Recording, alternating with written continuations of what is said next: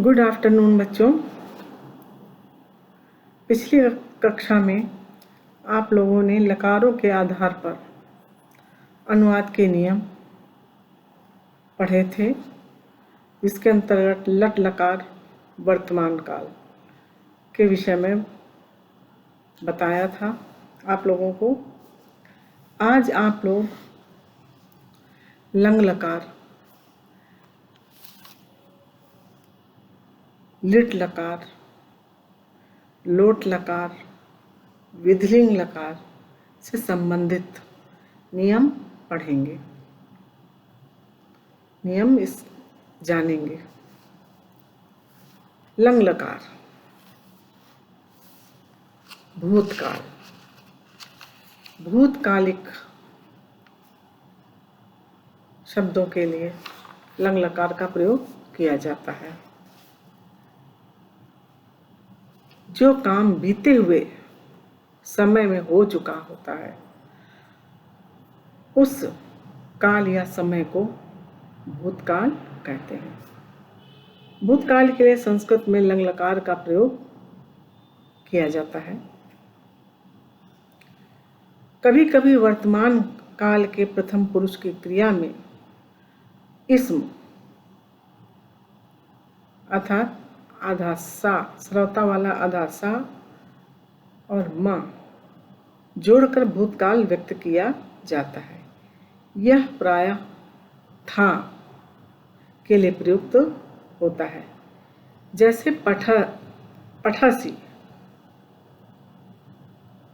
इस्म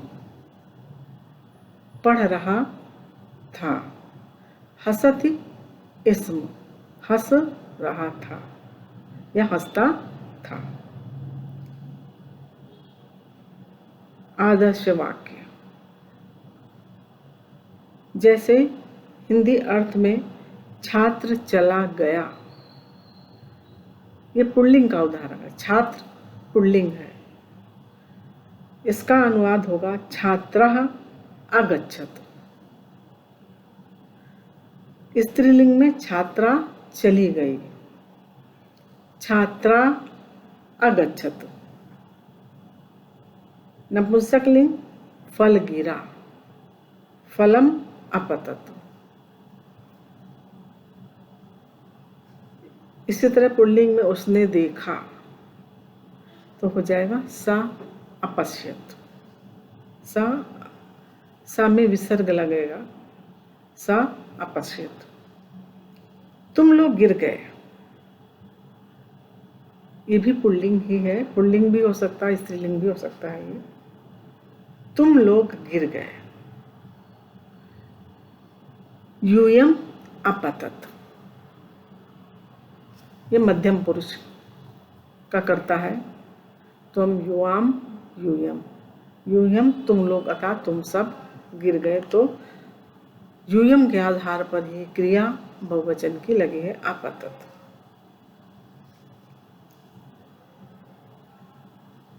lit लकार,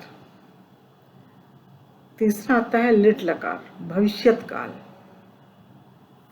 जब कोई काम आगे आने वाले समय में होता है तब भविष्य काल में होता है, और भविष्य काल में लिट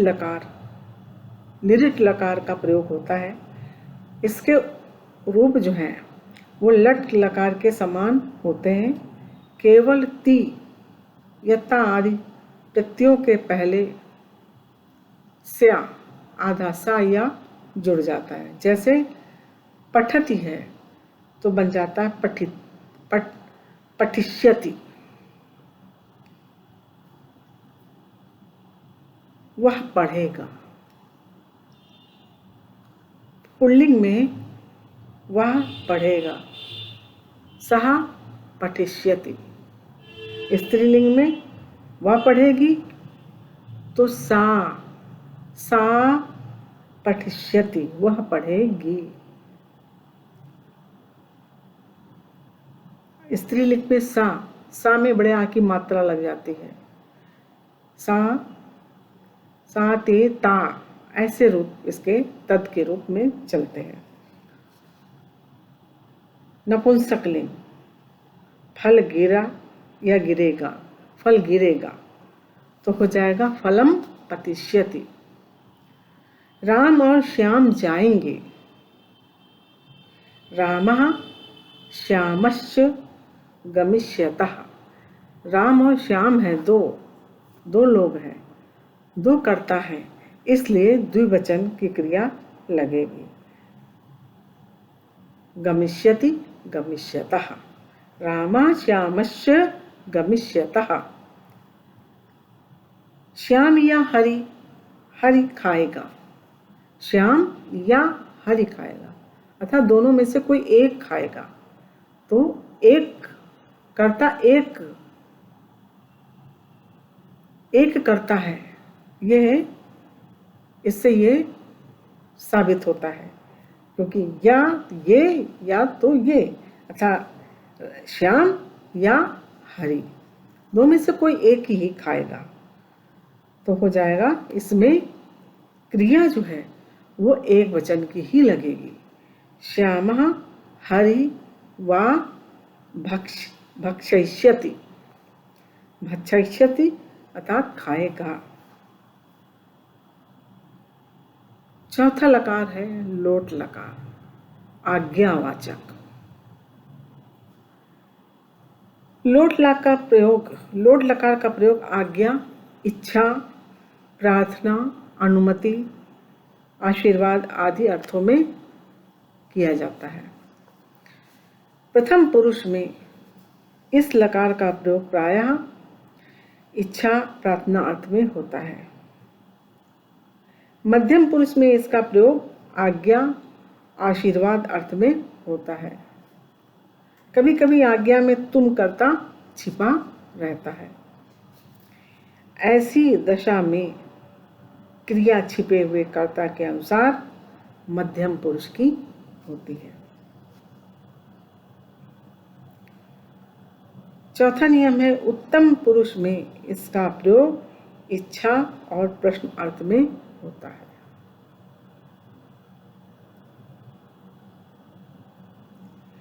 इसमें चार नियम आप लोगों ने 4 नियम जाने।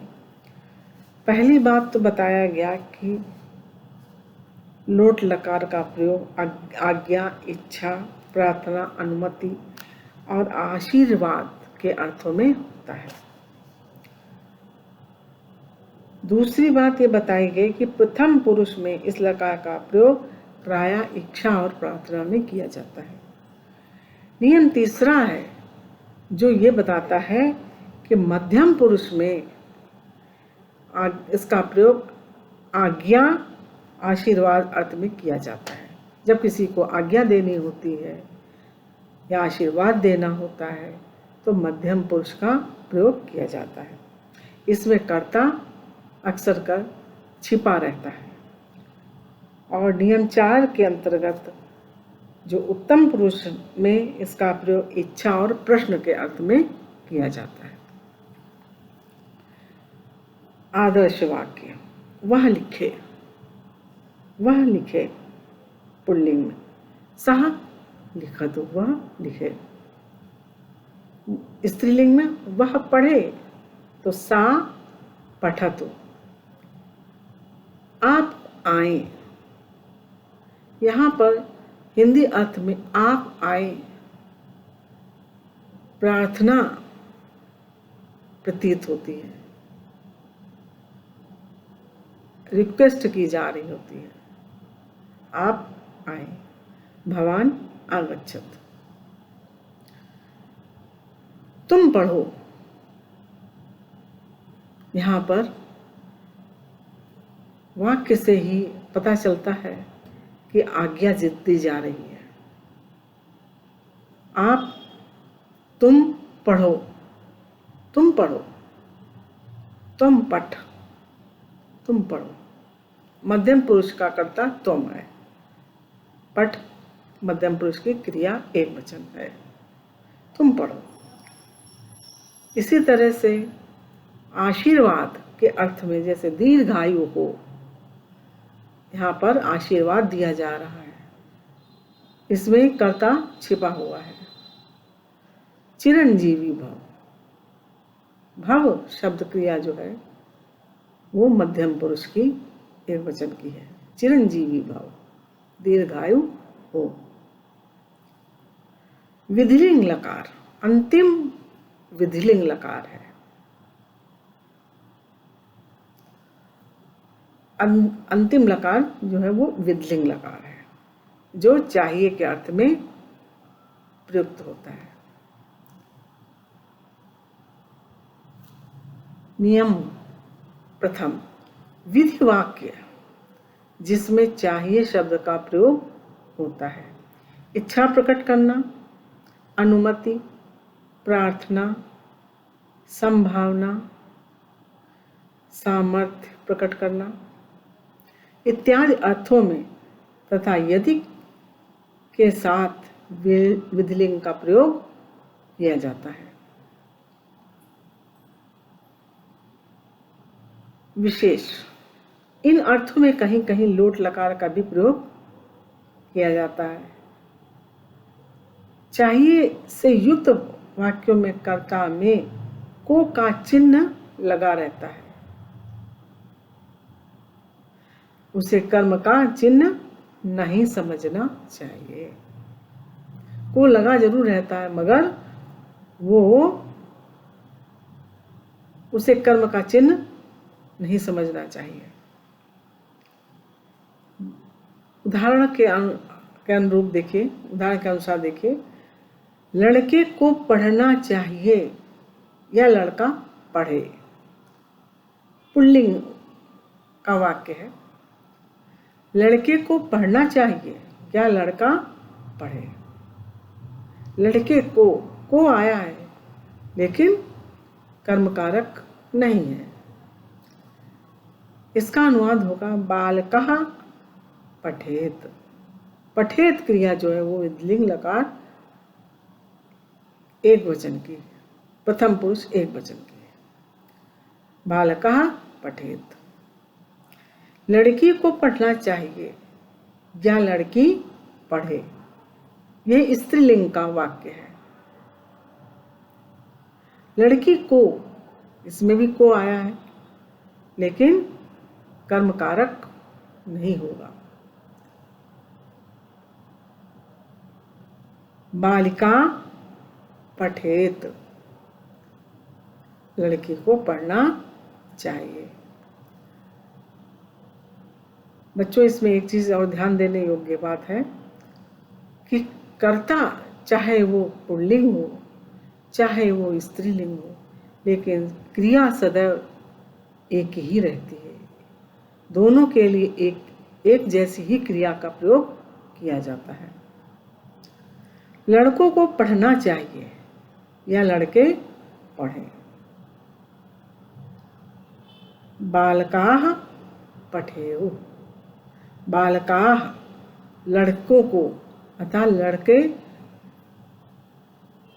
बहुत हैं, बहुवचन है, तो बालकाः पठेयुः क्रिया भी बहुवचन की लगी है। अतः जब कर्ता बहुवचन का होता है तो क्रिया भी बहुवचन की लगती है। बालकाः पठेयुः, पठेत पठेताम पठेयुः।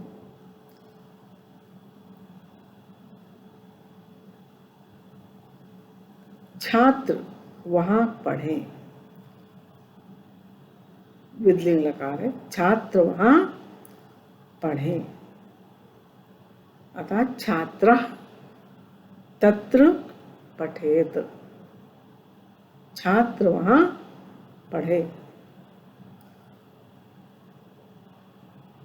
पढ़े में हिंदी शब्द की क्रिया में यदि बिंदी लगी हो तो उससे ही पता चलता है कि कर्ता बहुवचन है। लेकिन यदि क्रिया में बिंदी न लगी हो, बिंदु न लगा हो, तो कर्ता जो है वो एक वचन का ही होगा। छात्र वहां पढ़े तो होगा छात्राः तत्र पठेत। और यदि छात्र वहाँ पढ़ें तो होगा छात्रा तत्र पठेताम पठेहु, छात्रा तत्र पठेहु। लड़का क्या करे? प्रश्नवाचक है। लड़का क्या करे? लड़का शब्द से ये ज्ञात होता है कि कर्ता एक वचन का है, अर्थात बालकाः, बालकः, बालकः किम कुर्यात्, बालक क्या करे, किम कुर्यात्। कुर्यात् क्रिया जो है वो एक वचन की क्रिया है, क्रिया धातु। कुर्यात्, कुर्याताम, कुर्युः। बच्चों, ये लकार के आधार पर नियम, पांचों लकारों के विषय के नियम बता दिए गए हैं। अब इसके आगे आप कारकों के आधार पर अनुवाद के नियम पढ़ेंगे। आज की कक्षा यहीं पर समाप्त होती है। धन्यवाद बच्चों।